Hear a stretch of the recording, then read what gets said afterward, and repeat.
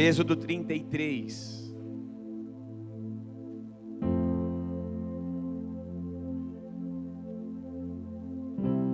Nós vamos falar hoje sobre a presença de Deus. Foi muito interessante essa semana, porque desde o quase começo, segunda, terça-feira, a pastora perguntou sobre a palavra. Eu falei, eu já sei que eu vou pregar domingo, já sei que eu vou pregar para as mulheres sábado, tipo me achando. Isso é difícil de acontecer. Então quando isso acontece, eu falei para ela, eu já sentei, já escrevi a palavra de domingo, já está tudo certo, né? Já está começada, já acho que sei que eu vou pregar. E a pastora pregando quinta-feira aqui agora, Deus me deu essa palavra. Eu falei, meu Deus, mas eu achei que eu sabia. Aí Deus falou, você não sabe nada. Essa tem sido a nossa realidade, amados. Quando a gente acha que sabe alguma coisa, Deus mostra, tá vendo? Se eu tirar a mão, vocês não permanecem. É assim ou não é? Então isso tem nos levado a viver uma total dependência de Deus todos os dias. Todos os dias. E aí eu fui hoje para o escritório escrever. Fiquei a manhã inteira no escritório hoje. Fiquei sabendo que a igreja estava aqui reunida, os obreiros, os líderes. Esse tem sido um tempo muito precioso de oração.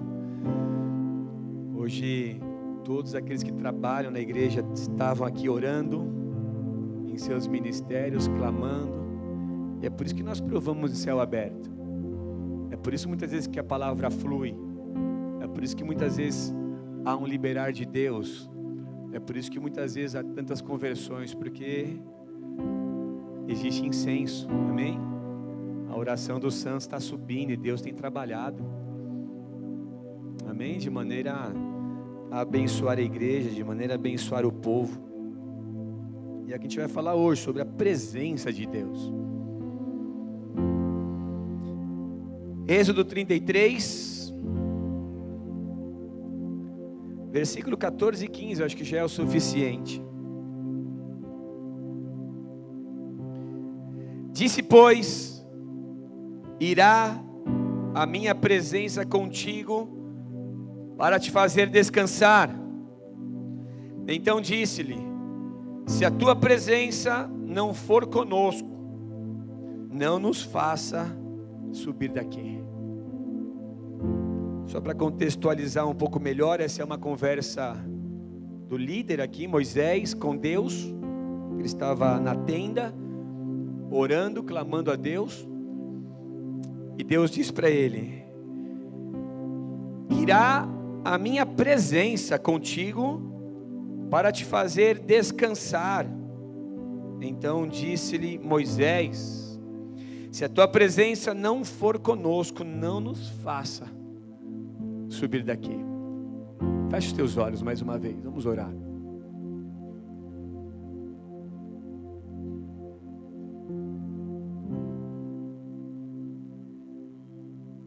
Senhor, eis-nos aqui. Eis a tua igreja, Pai.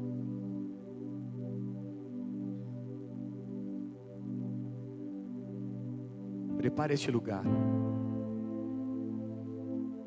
Os nossos corações, a nossa mente, o nosso espírito. Faz o que for necessário, Pai, para que a tua palavra, além de ser liberada, produza todos os seus efeitos. Tu és aquele que sonda, esquadrinha mentes e corações. Tu és aquele que conhece a nossa verdade. Alinha todas as coisas agora, Pai. Que haja um ajuste, que haja um trabalhar do Teu Espírito neste lugar. Faz-nos sensíveis à Tua voz. Queremos ouvir o que o Espírito diz às igrejas, Pai. Queremos ouvir aquilo que o Senhor tem para nós nessa noite. O pão nosso de cada dia nos dá hoje, Pai. Usa esse altar, usa a minha vida, Pai. Tu sabes e conheces todas as minhas limitações. mas que toda palavra seja ungida, Pai. Tudo que sair desse altar saia para abençoar, edificar, revelar a Tua palavra. Que o resultado, Senhor, seja o Teu nome sendo erguido no lugar mais alto neste lugar. Essa é a nossa oração em nome de Jesus. Amém, amados? Esses versículos, eles são de extrema importância. Na verdade, toda essa história é uma história muito especial, porque ela fala daquilo que é a vontade de Deus. Na verdade, essa história, você quer ver? Ela começa lá em Êxodo 24. Se você puder me acompanhar, deixar marcado aí Êxodo 33. Mas essa história começa aqui, ó, no capítulo 24 do mesmo livro. Deus chama Moisés para um tempo, a sós. Eles estavam no deserto, recebendo leis, provando de milagres.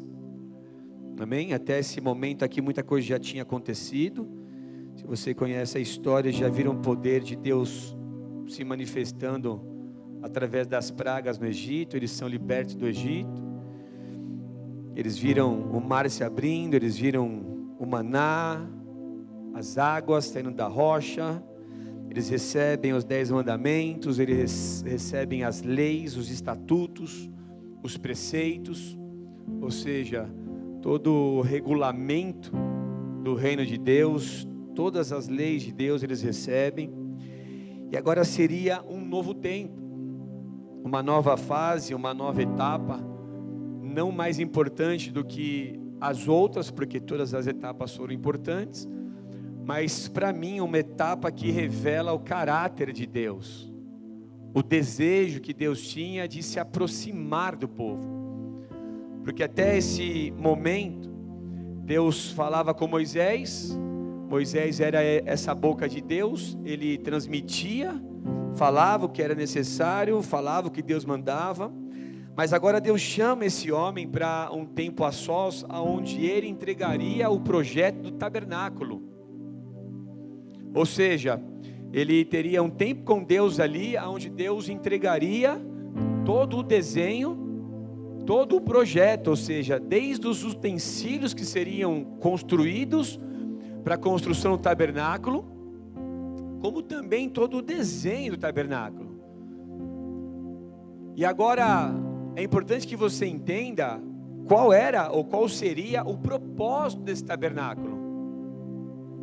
O objetivo maior desse tabernáculo era proporcionar comunhão entre Deus e o povo. Ou seja, o tabernáculo fala da vontade de Deus descer e se manifestar ao povo.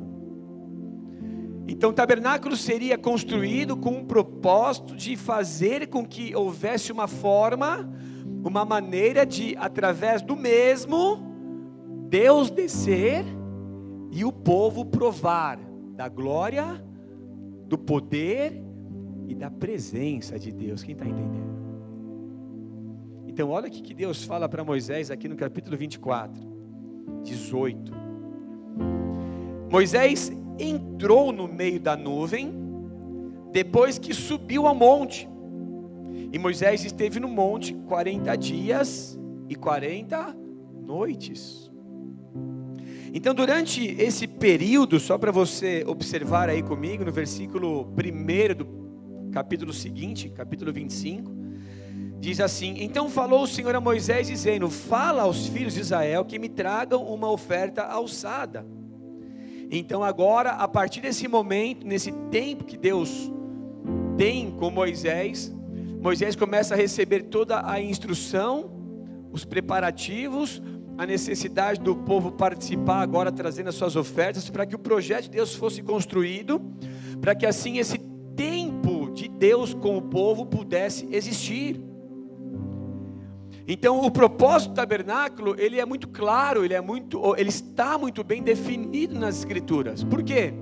Seria praticamente um lugar preparado por Deus, consagrado para Deus, aonde Deus viria e se manifestaria. Tudo bem até aí, amados? Estão comigo? Dá um glória. O que significa a palavra tabernáculo? A palavra tabernáculo vem do latim tabernaculum, tenda, cabana ou barraca, e designa o santuário portátil, onde durante o êxodo, até os tempos do rei Davi, os israelitas guardariam e transportariam a arca da aliança, a menorá e os demais objetos sagrados. Tudo bem? Então o tabernáculo, ele tinha exatamente esse propósito, esse objetivo maior, local de encontro entre Deus e o povo. Diga, tabernáculo, local de encontro entre Deus e o povo. Agora, preste atenção, não foi Moisés quem quis construir isso, foi Deus. E por que para mim isso é tão importante? Porque revela o desejo de Deus em descer.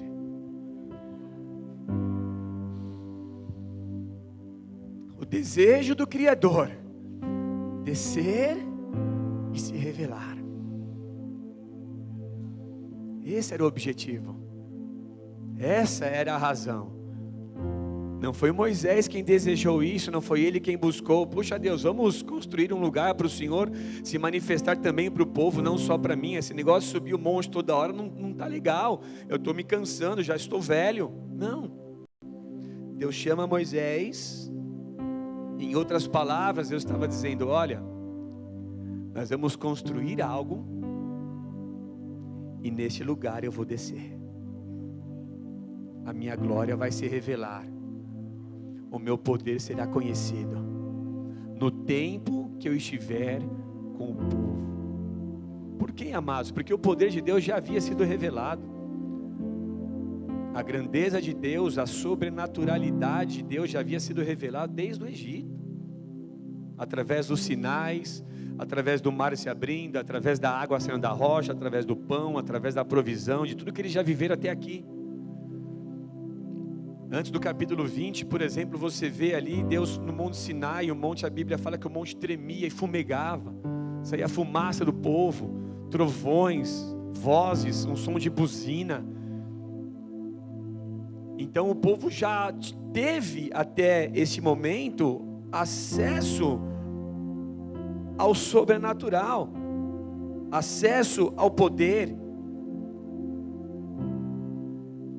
Êxodo 19:16 diz assim: aconteceu o terceiro dia, ao amanhecer, que houve trovões, relâmpagos sobre o monte, e uma espessa nuvem, e um sonido de buzina muito forte, de maneira que estremeceu todo o povo que estava no arraial.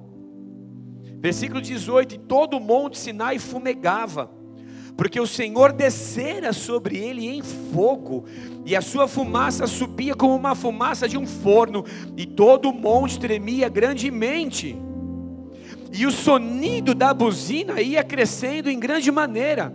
Moisés falava, e Deus lhe respondia em alta voz. E o que isso me ensina, amados? Que no momento que nós estamos aqui em Êxodo 33, ou a partir do 24, se você colocar na linha do tempo, você vai entender que o povo já havia conhecido o poder de Deus. O propósito do tabernáculo seria não revelar poder, mas estabelecer uma conexão, um relacionamento, um tempo de qualidade, um tempo especial, aonde o povo provaria de uma presença diferenciada. Não seria só provar o poder, mas provar da comunhão com o Criador, comunhão com o seu Deus, o Deus de Isaac, o Deus de Jacó. Agora estaria sendo revelado a sua promessa a Israel, ao povo hebreu. Ou seja, o tabernáculo revela o quê? O desejo de Deus em se aproximar do seu povo. O desejo de Deus em descer e se fazer conhecido. Agora eu te pergunto, será que essa foi a realidade apenas para o povo e para a geração de Moisés? Não. Se você conhece um pouco de Bíblia, um pouco da história, você sabe que durante toda a história, Deus criou meios de se revelar, através de reis, através de líderes, através de profetas, em todo momento. Deus criou mecanismos para que Ele fosse conhecido do seu povo, ou de todos os povos. E a maior prova disso, amados, foi Ele ter enviado o seu Filho, Jesus Cristo, a esse mundo, para morrer na cruz, e através do seu sangue, comprar para Ele, homens de toda tribo, povo, língua e nação. Ou seja, o desejo de Deus em enviar Jesus Cristo a essa terra, não foi só de salvar você, de perdoar os teus pecados, de lavar você com o sangue de Jesus, mas restabelecer uma comunhão contigo. O desejo foi esse, o propósito foi esse, comprar para Deus um povo, através do precioso sangue de Jesus. Apocalipse 5:9 fala exatamente isso. E cantavam um cântico novo, dizendo: digno és de tomar o livro e de abrir os seus selos, porque foste morto e com o seu sangue compraste para Deus homens de toda tribo, de toda língua, povo e nação. Por isso que Jesus veio, amados, muito mais de ter um propósito em curar, em salvar, em libertar, muito mais do que isso. O plano redentor de Deus, o plano da salvação, ele existiu também por causa do desejo de descer até o povo. Por quê? Porque Jesus é o caminho, a verdade e a vida. Ninguém vai ao Pai se não for por Jesus. Então o que Ele fez? Eu vou enviar o meu filho, e o meu filho será essa conexão. E aí, através do meu filho, através do seu sangue precioso, puro, eu vou comprar um povo para mim. Eu vou resgatar o povo dos seus pecados. E eu vou fazer daqueles que creem nessa mensagem os meus filhos. Capítulo 1 de João diz o quê? Veio para os seus, mas os seus não o receberam. Mas a todos quantos o receberam, deu-lhes o poder de serem feitos, ou em outras traduções, serem chamados filhos de Deus. Filhos de Deus, filhos de Deus. Aos que creem no seu nome. Onde estão esses filhos? Onde estão esses filhos? Filhos de Deus. Deu-lhes o poder. Deu-lhes o poder. Então é através de Jesus, é através da sua obediência, da sua morte, de sua condenação, mas principalmente da sua ressurreição. Foi através de Jesus que Deus conseguiu restabelecer essa conexão. Então agora não seria mais o tabernáculo, mas agora seria Jesus. E agora esse povo não precisaria mais viver em tendas, agora eles teriam um templo. E se você estudar a história de Davi e de Salomão, você vai ver exatamente isso. Davi, ele constrói uma tenda para habitar a arca, para guardar a arca. Ele vai buscar, ele tem ali as suas dificuldades no transporte, pessoas morrem e tal, tudo aquilo você já sabe. No processo de trazer a arca para Jerusalém. E aí o próprio Davi diz: eu vou construir um templo, como é que pode eu morar num palácio desse e a arca ficar debaixo de tendas? E o profeta falou para ele: vai lá e faz conforme está no teu coração. Aí Deus olha para o profeta, fala para o profeta: ó, volta lá. E não é bem assim, fala que não vai construir nada, quem vai construir é o filho dele. Então, a partir de Salomão, um templo foi erguido, e através desse templo, então, o povo teria um lugar para se reunir. Tudo bem, amados? Quem está comigo aí? Para se reunir, para cultuar, para oferecer os seus sacrifícios, as suas ofertas, e terem tempo com Deus. Falamos aqui no início, no louvor. O que acontece quando Salomão consagra o templo? Abra a sua Bíblia lá em 2 Crônicas, capítulo 7.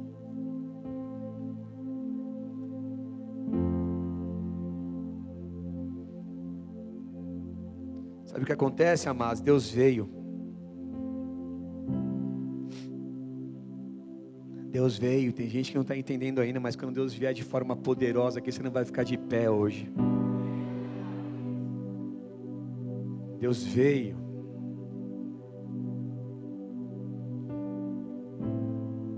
Segunda Crônica 7. Dá uma olhada.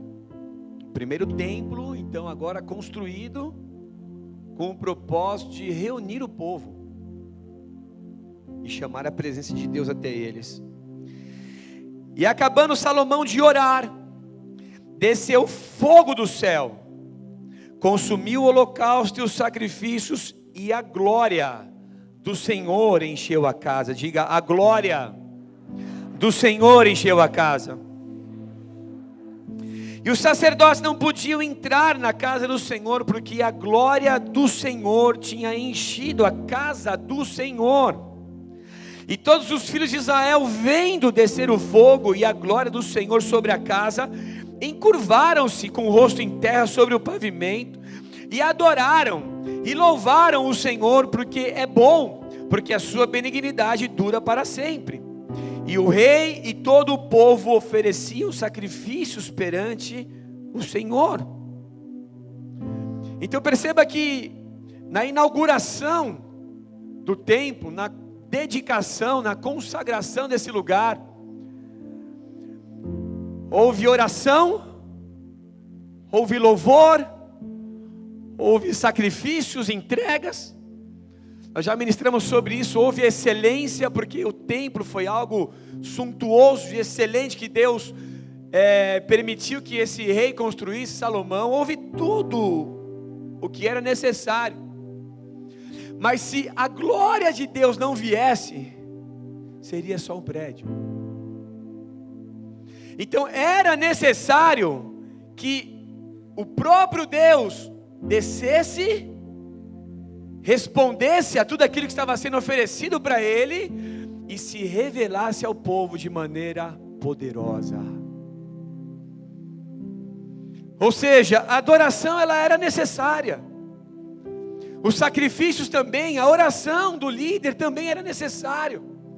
Mas tudo isso foi feito com o objetivo de chamar a atenção de Deus e permitir com que todo esse cenário entronizasse Deus no meio do povo. Em outras palavras, não haveria razão nenhuma para se construir algo como esse, templo como esse. Não haveria razão nenhuma para se sacrificar tudo que estava sendo oferecido em oferta, em sacrifícios a Deus. Não havia razão nenhuma para o povo estar reunido ali, se Deus não viesse, amados. Se Deus não descesse, se a glória não enchesse a casa, não haveria por que estarem ali. Porque todas as vezes que a igreja se reúne, nós não nos reunimos para nos encontrarmos, ainda que isso seja bom, mas nós nos reunimos para juntos atrair a presença. Nós queremos a presença. Pergunta para o teu irmão, você deseja essa presença? Você ama a presença de Deus? É por isso que nós estamos aqui. Amém, amados? Nós estamos aqui por ela. Estamos aqui para aprender Bíblia só. Não estamos aqui para cantar alguns louvores. Não estamos aqui para entreter ninguém. Estamos aqui para clamar por essa presença. Porque caso contrário não há razão nem para vir aqui. Porque se a presença não enche a casa, se esse Deus vivo não nos visita, saímos daqui frustrados, porque foi uma reunião humana, Foi uma reunião que poderia ter sido feita em qualquer outro lugar. Mas não é essa a razão de estarmos aqui. Estamos aqui por causa da presença. Estamos aqui porque desejamos essa presença, porque amamos essa presença, porque desejamos que esse poder venha sobre nós, que essa glória enche a casa. Meu irmão, se você não tem essa expectativa dentro de você, você precisa começar a ter. Talvez por sermos pastores agora, mas sempre que nós nos reuníamos, que expectativa, o que vai acontecer hoje? Será que o céu vai se abrir? Será que Deus vai nos surpreender? Será que Ele vai fazer mais do que nós temos pedidos ou pensamos? Será que Deus vai fazer algo extraordinário? Será que a igreja vai ser visitada? O que vai acontecer? Mas a presença precisa vir. Fala para alguém próximo a você, essa presença precisa vir. Na consagração do templo foi exatamente isso. Caso contrário, amado, seria só um lindo prédio. Mas o que fez a diferença nesse lugar foi a glória que veio sobre aquele lugar. A glória, a glória. Então qual era o cenário? Qual era o contexto? Aqui em Êxodo 24, você aprende que Deus chama Moisés. Moisés entra na nuvem e fica ali com tempo 40 dias. 40 dias e 40 noites na presença. Só que o propósito dessa reunião de Deus com Moisés foi: eu quero me manifestar ao meu povo. Eu quero estabelecer conexão. E por isso nós vamos construir um tabernáculo. E quando esse tabernáculo estiver pronto, olha aqui o desenho, olha aqui o projeto, você vai fazer exatamente dessa forma. Eu vou levantar artífices, pessoas cheias de sabedoria para construir, para fazer isso e aquilo. Levanta as ofertas, prepara tudo que tem que preparar, porque eu vou descer. O que acontece, amados? 40 dias no monte, o líder sumiu. E agora o povo se perde, começa a fazer o quê? Começa a construir o bezerro de ouro. Havia uma necessidade, a pastora falou isso quinta-feira, o vazio, o buraco dentro do homem, amém? Que só pode ser preenchido por Deus. Quem pode dar glória a Deus por isso?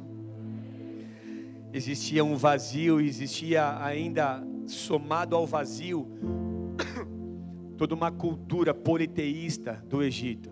O que era isso? O Egito, eles adoravam vários deuses. Então mesmo eles sabendo que Deus, o eu sou, o grande eu sou, o Criador do céu e da terra, agora era o Deus deles e estava tirando eles do Egito, eles ainda eram influenciados por uma cultura pagã, por uma cultura idólatra, egípcia. Então ainda eles haviam saído do Egito, mas estavam no deserto, rumo à promessa, estavam sendo tratados, ministrados, e agora impacientes, precipitadamente, eles enchem a cabeça de Arão. Arão acaba liberando, pede para trazer o ouro que eles tinham, e agora eles constroem um bezerro de ouro. Até aí tudo bem? Quando Deus vê isso acontecendo na terra, Ele fala para Moisés: desce, porque o povo se corrompeu. E aí tem toda a história que vocês já conhecem. Deus manda matar muita gente morre, muita coisa acontece. E sabe o que acontece, amados? De pior, Deus fala para Moisés: eu não vou mais com vocês até a promessa. Eu não aguento esse povo. Esse povo é muito teimoso. Esse povo é muito incrédulo. Esse povo dá muito trabalho, mas eu vou cumprir a minha palavra, porque eu sou o Deus justo. Eu vou mandar um anjo. Esse anjo vai conduzir vocês até o lugar que vocês precisam chegar. Acabou. Cumpri a minha promessa, entreguei, fiz o que eu falei que ia fazer. Chega. Mas Moisés começa a interceder pelo povo. Então ele se aproxima de Deus dizendo: Senhor, como assim? O povo fica sabendo disso, o povo se entristece, tira as roupas de festas, não sabe mais o que fazer. E agora, como assim? Só que se você estudar toda essa história, todo esse contexto, sabe o que você vai perceber com muita facilidade? O povo não estava preocupado com Deus. O povo estava preocupado em chegar aonde? A promessa. E o mais precioso nessa história, que é o objetivo maior dessa palavra, é que enquanto muitos ali queriam a promessa, Moisés queria a presença. Muitos queriam chegar na terra, mas Moisés, nesse momento, não estava nem um pouco preocupado naquilo que Deus havia prometido. O desespero de Moisés aqui, a inquietação, porque Deus diz, a minha presença vai para te fazer descansar. Ele estava aflito, estava inquieto. Deus queria que ele se acalmasse. Deus ouve a oração dele, mas essa inquietação, essa preocupação de Moisés não era pela promessa, mas é pela presença. E esse é o ponto. Muitos queriam receber de Deus, mas poucos queriam Deus. Eu te pergunto, será que é diferente hoje? Será que é diferente hoje? Muitos querem a cura. Foi assim no ministério de Jesus inteiro. Os 3 anos e poucos de Jesus aqui na terra, o ministério foi marcado por multidões que o seguiam, mas a maioria da multidão, assim que recebiam o que queriam, fazia o quê? Fazia o quê? Vazava. Eu já recebi o que eu queria. Então as pessoas precisam aprender. Muitos querem a cura, muitos querem a restauração, muitos querem a porta aberta, muitos querem os clientes, muitos querem o emprego. E isso tem feito com que muitos não compreendam o propósito do tabernáculo, que permanece até hoje. O que explica a ausência de tanta gente, por exemplo, numa reunião de oração. O que explica muitas vezes a pressa do povo para que o culto acabe logo. As pessoas sem entendimento, elas querem ir à igreja, ouvir o que vai abençoar, fazer com que Deus faça algo para abençoá-las numa semana, mas sempre tem aqueles que não estão nem um pouco preocupados pela presença. Sendo que o mais importante é o quê? É a presença. Então essa não era só a realidade daquela geração, essa tem sido a realidade de muita gente dentro das igrejas. As pessoas desejam que Deus faça, que Deus as ajude, que Deus faça o que estão precisando, mas assim como nos dias de Jesus, a partir do momento que recebem, já não são mais vistas na igreja. São pessoas que chegam falidas, Deus abençoa e já não aparecem mais na igreja. Pessoas que queriam o que Deus podia fazer por elas, mas não eram pessoas que queriam de verdade Deus. Quem está entendendo? E aqui, o ponto, o ápice dessa conversa, dessa intercessão aqui, desse tempo de Moisés com Deus, é exatamente esse. Olha Deus, se o Senhor não for, se o Senhor não permanecer junto com a gente, não tem nem por que sair daqui. Eu fico no deserto, eu passo fome, eu fico aqui aguentando esse povo, porque tudo que eu quero é o Senhor. Então, se não for para o Senhor permanecer com a gente, eu não quero sair daqui. Eu não quero prosseguir sem o Senhor. Eu não quero ir para a igreja se o Senhor não falar comigo. Eu não quero assumir um cargo se o Senhor não estiver nisso. Eu não quero tomar uma decisão se o Senhor não estiver nisso. Quem está entendendo, amados? A presença, ela sempre será mais importante. Sempre será mais importante, porque tudo que nós precisamos é de Deus. Ele, por sua bondade e misericórdia, Ele vai fazer muito mais do que você imagina na tua vida. Mas não há nada melhor do que a presença de Deus. Não há nada melhor do que quando o Senhor desce e se revela à igreja. E é por essa razão que Deus tem preparado um povo que ama a presença. Um povo que não vai se importar mais com os horários dos cultos, com os dias de culto. Não vai mais se preocupar com quem vai ministrar. Não é isso que está mais em alta. Esse povo agora com entendimento, esse povo agora sensível ao Espírito, esse povo agora desejoso por mais de Deus. Eles simplesmente se reúnem, começam a orar, começam a cantar, e tudo que eles desejam é ver o céu se abrindo, as coisas acontecendo, dons sendo liberados, a igreja clamando. Por quê? Porque não há nada nessa terra mais precioso do que a presença de Deus. Você precisa amar a presença de Deus, você precisa buscar a presença de Deus, e isso tem a ver com o teu tempo de qualidade com Deus, tem a ver com orar, tem a ver com ler a palavra. A nossa realidade como igreja precisa mudar. Na verdade, o nosso coração precisa mudar. E era isso que Deus queria, amados. Tudo que Ele queria era que o povo estivesse sensível àquilo que Ele faria dali para frente então. Puxa, mas como assim? Estou construindo um tabernáculo e esse povo não entendeu nada até agora. Eu quero me revelar, eu quero manifestar o meu poder, a minha presença, coisas precisam acontecer, mas o foco do povo aqui era outro. Tudo que eles queriam era sair rápido do deserto, sem se importar com aquilo que Deus estava fazendo no meio deles. E é por isso que muita gente não entende o trabalhar de Deus em sua vida. Por quê? Porque existe um tempo de Deus. E enquanto você não estiver preparado para receber aquilo que Ele te prometeu, você vai ficar um tempo no deserto, até você ser aprovado. Ou seja, é um tempo de aprendizado, é um tempo de ensino.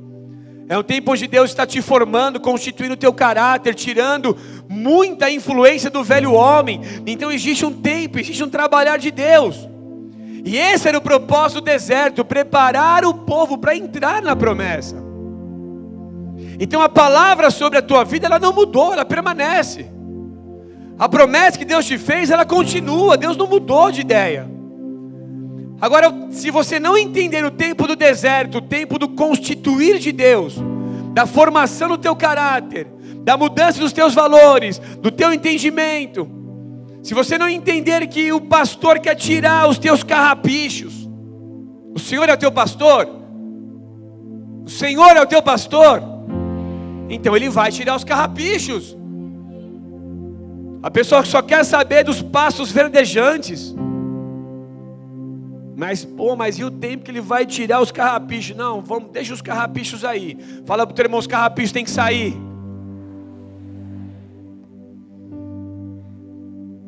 Vai para a igreja e quer que num estalar de dedos que Deus faça a obra plena, completa, 100%. Como assim, irmão? Deus não trabalha dessa forma. Deus trabalha por etapas. Deus trabalha por etapas, e isso é fácil ser percebido lá no Gênesis, lá na criação. No primeiro dia, é assim, não é? Criou Deus os céus e a terra era sem forma e vazia, e o Espírito de Deus se movia sobre a face das águas. Era assim, não era? É de segundo dia, tá? Terceiro dia, quarto, quinto, sexto, sétimo, descansa. Ciclos. Fala para o teu irmão, aprenda logo esses ciclos. Porque se você não aprender logo, você vai desistir no meio do processo. Em alguns casos estava muito perto para receber, já estava chegando no final do ciclo. Mas porque não soube discernir isso, o trabalhar de Deus na tua vida, você acabou se perdendo. Puxa, por que eu vou ficar indo na igreja? Nada acontece. Você que pensa que nada está acontecendo. Eu particularmente creio num trabalhar silencioso e permanente de Deus dentro de cada um de nós. Que talvez hoje você não consiga entender, mas vão passar os anos, se você permanecer, você vai olhar para o velho homem: eu não acredito que eu falava aquilo, eu não acredito que eu pensava daquela forma, eu não acredito que eu agia assim. Meu Deus, por quê? Porque houve um trabalhar permanente, silencioso de Deus. Deus está trabalhando, Ele não está parado, Ele está trabalhando. A Bíblia diz que você está dormindo, Ele está trabalhando para te abençoar. Presta atenção nisso. Então não desista de crer, não desista de confiar em Deus. Busque a Deus com todo o seu coração. Não busque por aquilo que Ele pode fazer, mas busque a Deus. Não é o que Jesus nos ensinou lá em Mateus capítulo 6? Buscai primeiro o reino, primeira justiça, e todas as demais coisas serão acrescentadas. Se você confia em Deus, se você crê na palavra, se você acredita na Bíblia, você sabe que Deus é fiel para cumprir o que Ele escreveu. Então eu vou buscar a Deus, e eu vou descansar, porque eu quero acreditar, eu vou crer que Deus vai cumprir aquela palavra na minha vida. Não vai faltar nada na minha casa, não vai faltar nada na minha família, mas eu preciso focar em Deus, eu preciso buscar essa presença, eu preciso buscar a ter esse encontro com Deus todos os dias, porque o desejo de Deus é descer, é se inclinar até você, para que vocês possam falar, para que você possa ouvir, para que você possa receber. E existem momentos em que você não vai nem pedir nada nesses encontros. É quando você vai à igreja, por exemplo, você está cantando, você não está nem pensando em mais nada. Você se rende ao agir de Deus, ao Espírito Santo. Você se entrega de tal forma, você só quer saber de Deus. Ah, mas a minha maquiagem vai borrar. Deixa borrar, filha. Ah, mas o que vão falar de mim? Vão achar que eu estou em pecado. Que pensem. Porque aquele que quer a presença não está preocupado com pessoas, ele está preocupado com Deus. Deus tem que descer. Eu estou aqui, Senhor, eu estou facinho, vem. Você quer Deus, você não quer os outros, você não quer a aprovação de pessoas, você não está preocupado com a opinião de homens. Quem ama a presença, busca a presença e não pensa em mais nada. Não pense em mais nada. Por isso que Paulo fala que os nossos pensamentos têm que ser levados em obediência a Cristo Jesus. Eu não posso estar pensando em mais nada. Meu foco é o Senhor, o meu foco é o meu Deus. Eu preciso de um encontro hoje, alguma coisa precisa acontecer. Eu preciso provar desse sobrenatural. Não posso sair da igreja na mesma condição que eu entrei. Alguma coisa tem que acontecer. E sabe quando que alguma coisa acontece, amados? Quando Deus vem. Por melhor que seja o pregador, e nesse caso não sou eu, amém? Mas por melhor que seja o pregador, por melhor que seja a adoração, se o céu não abrir,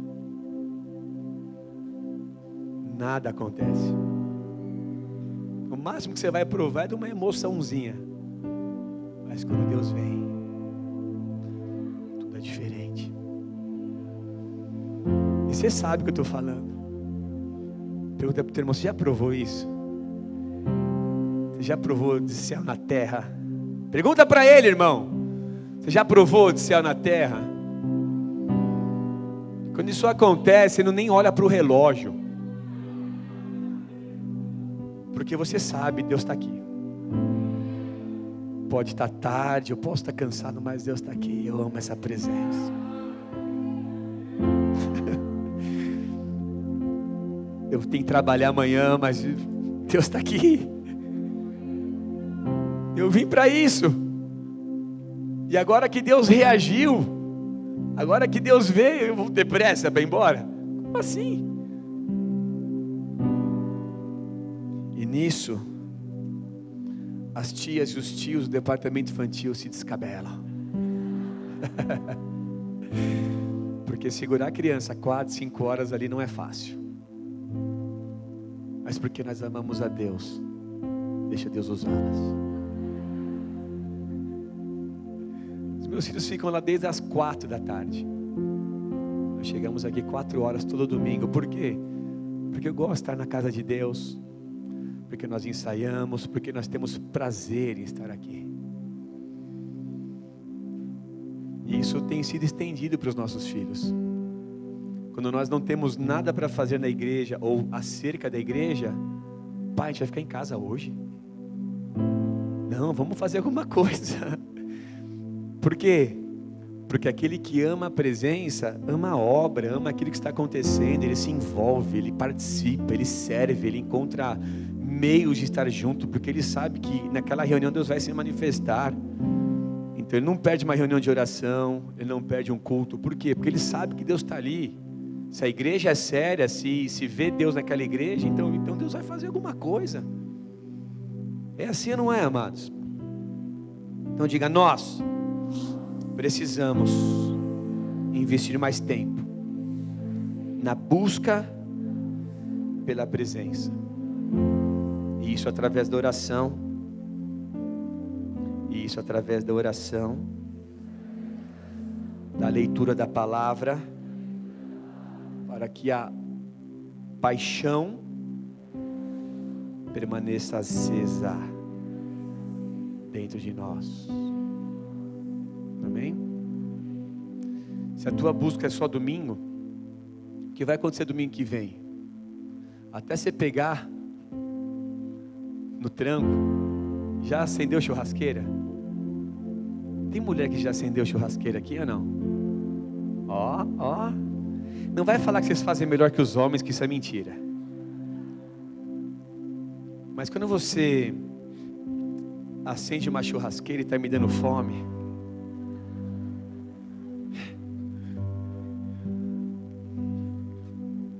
você coloca o carvão ali, e aí quando o carvão não está bom, o que acontece? Quando a tua empregada é uma bênção e molha o carvão, você fica ali 1 hora abanando e nada. E aí você perde tempo, é assim ou não é? Vai meia hora, vai 1 hora. Agora quando o carvão pega, o que acontece? Aí fica legal, hein? É assim. Você chega na igreja, até você pegar fogo, o culto acabou.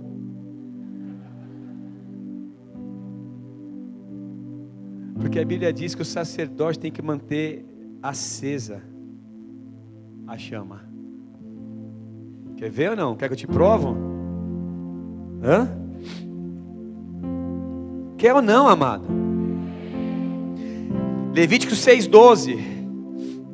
O fogo, pois, sobre o altar arderá nele, não se apagará, mas o sacerdote acenderá lenha nele cada manhã, e sobre ele porá em ordem o holocausto, e sobre ele queimará a gordura das ofertas pacíficas.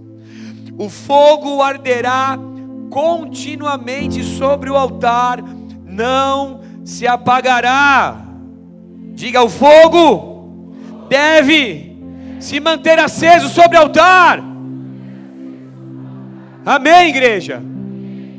Era exatamente esse o problema, e essa infelizmente tem sido a realidade de muita gente. Você espera o fogo aqui na igreja, sendo que o fogo precisa ser mantido aceso. Se Deus deseja vir e se manifestar, Ele deseja se relacionar. Então se Ele deseja se relacionar, quanto mais você falar com Ele, quanto mais você o buscar, mais próximo você estará, sim ou não? Agora, qual que é o problema nisso, amados? Nós infelizmente nos perdemos naquilo que Deus começa a fazer, e isso começa infelizmente a afastar muita gente do caminho, ou da essência, ou do propósito correto. E é por essa razão que você vê Moisés toda hora alertando o povo: olha, quando o Senhor introduzir vocês na terra, não te esqueças do Senhor. Quando o Senhor colocar vocês dentro de boas casas que vocês não construíram, poços que vocês não cavaram, casas cheias de todo bem, despensas cheias de todo bem, não se esqueça do Senhor. Por quê? Porque o próprio favor de Deus, infelizmente, afasta-nos de Deus. Incrível isso, mas verdade. Olha o que a Bíblia diz sobre isso, Deuteronômio 6:10. Quando, pois, o Senhor teu Deus te introduzir na terra que jurou aos teus pais, Abraão, Isaque e Jacó, que te daria, com grandes e boas cidades que tu não edificaste, e casas cheias de todo bem que tu não encheste, poços cavados que tu não cavaste, vinhas e olivais que tu não plantaste, e comeres e te fartares. Olha qual que era o alerta: guarda-te que não te esqueças do Senhor, que te tirou da terra do Egito, da casa da servidão. O Senhor teu Deus temerás, e a Ele servirás, e pelo seu nome jurarás. Ou seja, olha, depois que Deus colocar vocês, ou fizer o que Ele falou que ia fazer, não se esquece dEle, porque Ele é mais importante do que a casa nova, do que Ele é mais importante do que o carro novo, porque Ele é mais importante do que a tua conta estar no azul. Por incrível que pareça, tem muita gente se afastando de Deus por tão pouco. Tem muita gente fazendo de Mamon o seu Deus. Jesus falou em Mateus 6 ainda: ninguém pode servir dois senhores, porque ou você ama o dinheiro e se dedica ao dinheiro, ou você ama o Senhor e se dedica ao Senhor. Ninguém pode servir a Deus e a Mamon. E quanta gente amando mais o dinheiro do que a presença. Vamos orar, amados.